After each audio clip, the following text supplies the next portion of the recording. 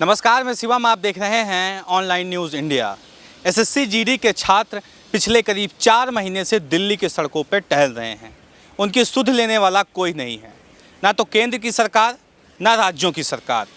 विभिन्न राज्यों से ये स्टूडेंट दिल्ली की सड़कों पर आए हुए हैं। कुछ छात्र हमारे साथ हैं, इनसे बात करेंगे। कल ये जंतर मंतर पर प्रोटेस्ट करने की कोशिश किए थे और पुलिस के द्वारा बर्बर तरीके से इनके ऊपर लाठीचार्ज किया गया और उसके बाद मंदिर मार्ग थाने में ले जाके बंद कर दिया गया। सभी चीज़ों को समझेंगे। इनमें से कई सारे लोग आरएलएम हॉस्पिटल में भर्ती थे, उनको ऑक्सीजन लगी थी। तो इनकी इतनी दुर्गति क्यों है और सरकार इनकी बात क्यों नहीं सुनना चाह रही है, सभी चीज़ों को समझने का प्रयास करेंगे।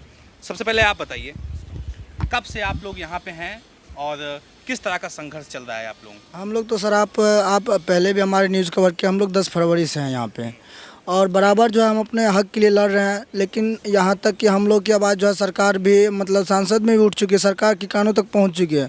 लेकिन सरकार इस बातों को सुनना नहीं चाहती है। हम लोग के साथ ये जो है मतलब बहुत बड़ा नाइंसाफ़ी कर रहे हैं और इस प्रकार से नहीं करना चाहिए।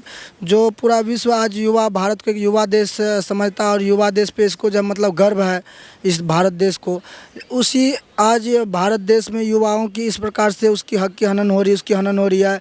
आज युवा आप देखेंगे कल जिस प्रकार से हमारे पुलिस प्रशासन जबकि यहाँ पे मतलब जनता की रक्षा के लिए उनकी सेवा में होता है, लेकिन आज उस प्रकार से मतलब कल उस प्रकार से हम लोग के साथ बिहेव किया कि लग रहा था कि मतलब हम लोग जिस प्रकार से एक आतंकवादी है उस प्रकार से हम लोग के साथ बिहेव किया। क्योंकि हमारी जो संविधान जो है कॉन्स्टिट्यूशन, इंडियन कॉन्स्टिट्यूशन, वो हमें अधिकार देती है राइट टू प्रोटेस्ट, मतलब अनुच्छेद 19 हमें राइट टू प्रोटेस्ट का अधिकार देती है। अगर हम ऐसे मान लीजिए कर रहे हैं, अगर उनको लग रहा है कि हमारे शांति में किसी प्रकार की बाधा डल रही है तो उन्हें जो है मतलब अरेस्ट करने का है, अरेस्ट वो कर सकते हैं। हम पे लाठी चार्ज नहीं कर सकते। लेकिन वो करते क्या थे, अरेस्ट तो किए लेकिन लाठी चार्ज नहीं कि लाठी चार्ज बाद में करते थे, लाठी चार्ज पहले करते थे। और लाठी से इस बार हम लोग को नहीं मारा, इस बार हम लोग को फैंट चलाते थे, फैंट से मारते थे इस बार। और मतलब लातों घूसों से इस बार मारते थे वो। और हमारे मतलब जो युवा को मारा वो मतलब भाई को मारा, हमारे बहने पे भी उसने लात मतलब जो है लात चलाया है, जो हमारे इंडियन कॉन्स्टिट्यूशन का मतलब इतिहास बदल चुका है कि आज तक कोई मतलब पुलिस पदाधिकारी को बड़े से बड़े पदाधिकारी हो उसको भी यह अधिकार नहीं है कि आप लेडीज़ पे हाथ उठा सकते हैं, लेडीज़ के पेट में लात मार सकते हैं, उसको भी अधिकार नहीं है। लेकिन उसने इस रिकॉर्ड को भी तोड़ दिया है। जब हमने कल आवाज़ भी इनके मतलब इस बात को उठाए तो उसने बोला क्या तुम ज़्यादा समझते हो। इसका जवाब हमने उनसे बोला कि सर जी आप ये बताइए कौन सी कानून में ऐसा, इंडियन कॉन्स्टिट्यूशन में किसी भी अनुच्छेद में तो ऐसा प्रावधान नहीं है कि आप लेडीज़ पे महिला मतलब जब पुरुष कांस्टेबल हाथ उठाए उसको मारे फैंट से। ये तो कहीं नहीं है सर, आप ये अन्याय किए नहीं किए। वो बोला इसका जवाब मैं कोर्ट में दूंगा, मैं तुम्हें जवाब इसका नहीं दे सकता हूँ, ऐसे बोले। और वहाँ के एसएचओ जो थे अजय इंस्पेक्टर जी, उन्होंने बताया, हम लोग जब बैठे थे उन्होंने बताया कि तुम लोग का कोई अधिकार नहीं है। हम लोग बोले क्या सर, आप लोग जो इस प्रकार से हम लोग के साथ कर रहे हैं, बार बार हम लोग को सर लाठीचार्ज करके भगाते हैं, हमको समझाते सर आप एक बार जो आप जिसके अंदर आप बंधे हो उससे एक बार आप क्यों नहीं रिक्वेस्ट करते हो कि ये बच्चे की आवाज़ क्या है, ये क्यों परेशान इतना दिन से, इनका ज़रा सुना जाए, आप उनसे क्यों नहीं रिक्वेस्ट करते हो। उसने बोला मैं उसके अंदर हूँ, मैं उसका सुन सकता हूँ, उसके साथ उसके आगे मैं बोल नहीं सकता हूँ। तो इससे लगता है कि उनको ये अधिकार, हमारे संविधान जो अधिकार देती है स्वतंत्रता के अधिकार, मतलब आप किसी भी बड़े से बड़े अधिकारी से आप बात कर सकते हैं। मतलब बात ऐसा कीजिए उनकी मतलब मान सम्मान को ठेस ना पहुँचे तो आप बात कर सकते हैं। तो मतलब उस स्वतंत्रता को भी खो दिया है हमारे पुलिस पदाधिकारी से पता चल रहा है इस पर। सर आप बताओ क्या वजह लग रही है, सरकार आप लोग की बात नहीं सुन रही है? आप लोग मेडिकल फिट हैं, एग्ज़ाम निकाल चुके हैं, सब कुछ हो गया है, ज्वाइनिंग फिर भी नहीं दे रहे हैं। हम लोग को लगता है कि संविधान का जो पूरा सब चीज़ खत्म कर दिया गया है। जो संविधान चल रहा है अभी भारत का, ये कुछ राजनीतिक पार्टी जो है उसको पूरा खत्म कर दिया गया है। इसलिए हम लोग को जो है ना लगता है कुछ आश्वासन भी नहीं दिया जा रहा। हम लोग भटक रहे हैं आज दिल्ली के सड़कों पर। आज हम लोग जो है चारों साइड भटक रहे हैं। तो हम सरकार से कहना चाहते हैं हम लोग को ज्वाइनिंग दे दीजिए, हम लोग के घर चले जाएंगे। ज्वाइनिंग के लिए हम लोग आज भटक रहे हैं इधर। आप ये बताइए, आप लोग के साथ महिलाएं भी हैं, कैसे सब कुछ मैनेज कर रहे हैं? दिल्ली में रहना भी होगा, खाना का भी व्यवस्था करना होगा, कैसे सब कुछ मैनेज कर रहे हैं? हम लोग जो अपने अपने जो जितने भाई बहन हैं हम लोग चंदा करके जो है रहते हैं, और जो है कहीं कहीं जो होटल में रहते हैं, कोई गुरुद्वारा में रहते हैं, हर एक जगह जो है रहते हैं सब आदमी सब। कोई सर फुटपाथ पे ही सो जाते हैं। तो इस प्रकार से हम लोग जो है ना अपना प्रोटेस्ट किसी तरह मतलब दिक्कत शिक्कत करके कर रहे हैं। कल सर हाथ पूरा सभी हद पार कर दी दिल्ली पुलिस ने सर। कल जो है मतलब वो लाठी मतलब जो है उठाए, वो मतलब महिला को मारे, वो मारे।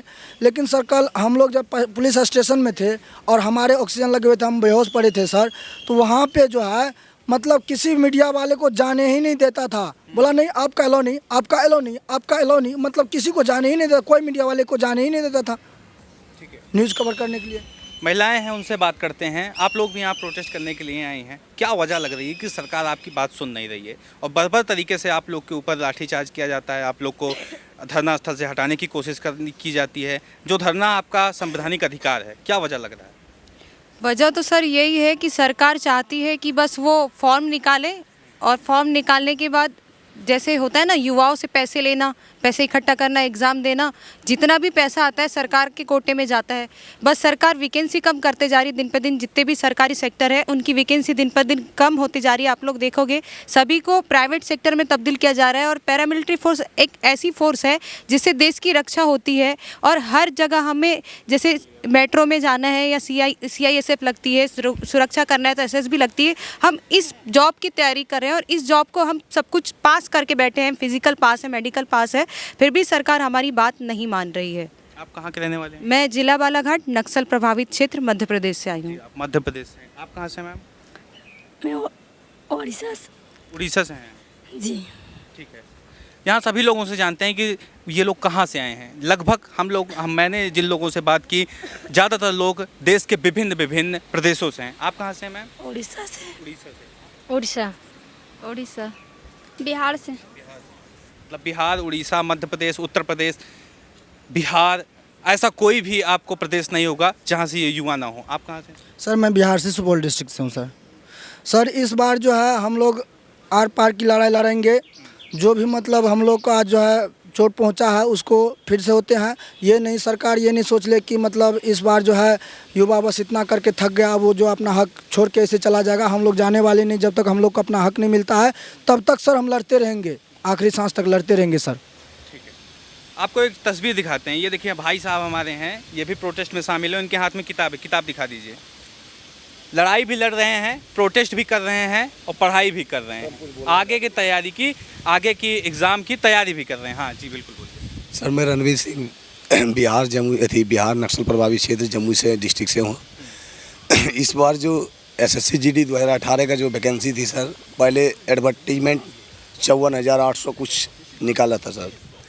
उसमें फिर धीरे धीरे इंक्रीज किया, यानी 60,210। और इसमें लड़का सब क्वालिफाई किया और इसमें क्या हुआ कि सर नॉर्मलाइजेशन कर दिया। जैसे किसी का नंबर अगर 70 नंबर है और किसी का नंबर अगर 60 नंबर है, तो आप 60 नंबर वाले को नौकरी 70 वाले को नहीं होगा, आप 60 से देगा, बढ़ा के 75 कर देगा, इंक्रीज कर देगा सर। जिसके कारण हम लोग छट गए। अगर ऐसा नहीं होता ना तो सर हम लोग का जॉब हो जाता। बहुत ज़्यादा यानी SSC में धांधली हुआ है सर, नंबर में इंक्रीज हुआ है। किसी का मान ले 72 है तो किसी का 72 है तो किसी का यानी 72 से 82 कर दिया, किसी का 72 है तो यानी पॉइंट में बढ़ गया। ऐसा धांधली हुआ है, इसलिए हम लोग मेरिट से बाहर हो गए। वजह क्या समझ रहे हो आप इन चीज़ों? वजह यही है सर कि SSC GD SSC कोई भी पेपर सर 4 पार्ट में होता है, तो कुछ न कुछ तो टफ रहेगा ना सर। तो कोई लड़का अधिक दिन से पढ़ रहा है तो अधिक नंबर लाएगा, कोई लड़का मान लें कि कम दिन से पढ़ रहा है तो कम नंबर लाएगा। तो उसमें बोलता है शिफ्ट बाय शिफ्ट, कैसा क्या फार्मूला है तो हम लोग तो नहीं पता है। लेकिन हम मेरे शिफ्ट में एक लड़का 62 नंबर लाया है मेरे ही शिफ्ट में, और हम 74 नंबर लाए हैं। तो मेरा इंक्रीज हुआ 0.20 और उसका हुआ 79 पॉइंट कुछ, एक ही शिफ्ट में वो। और मतलब उसका ज़्यादा नंबर हो गया और आपका कम हो गया, तो उसको जॉब मिल गई, आपको मिला? नहीं, ऐसा कभी इसमें नहीं होता था। पहले फिजिकल होता था, उसके बाद रिटर्न होता था। अब ऐसा हुआ कि अब लोग कोई भी एग्ज़ाम में अब लड़का कहेगा कि की अगर अधिक नंबर मार्क्स लाए हैं तो मेरा जॉब हो जाएगा, गलत है, वो नहीं होगा। नॉर्मलाइजेशन सर ये नॉर्मलाइज जो है ये घूसखोरी का एक जो है कोड है। घूसखोरी के मतलब जो है एक कोड है, ये इसके द्वारा नॉर्मलाइज के द्वारा घूसखोरी क्या आता है। मैं एसएससी से ये पूछना चाहता हूँ, आपके पास क्वेश्चन का कमी है क्या? क्वेश्चन अब सभी सारे क्वेश्चन, चाहे वो 1 शिफ्ट का हो, 2 शिफ्ट का हो, 4 शिफ्ट का हो, सारे क्वेश्चन तो आप ही सेट करते हो ना, हम तो वहाँ करने नहीं जाते। फिर आप किसी में हल्का किसी में भारी क्यों करते हो? सब में एक जैसे करो, सब में हल्का ही कर दो, सब में भारी ही कर दो, फिर तो ये नॉर्मलाइज फिर तो आप नहीं करोगे ना। ये नॉर्मलाइज घुसखोरी का सिर्फ है, ये धांधली करने का बात है ये। सर एक चीज़ बताइए सर, एसएससी को कैसे पता चलता है कि 20 नंबर इसको बढ़ा देंगे तो ये लेवल से ऊपर, यानी तो हम लोग अधिक नंबर ला के क्या फ़ायदा हुआ? तो मान लीजिए कि शिफ्ट में एग्जाम हुआ, वो 72 लाए हम यार 82 लाए हैं, तो वो 72 वाला तो इंक्रीज करके उसको 84 कर देगा और हम लोग को पॉइंट में बढ़ाएगा। तो कैसे आखिर एसएससी 20 नंबर बढ़ाया सर, घोटाला किया एकदम।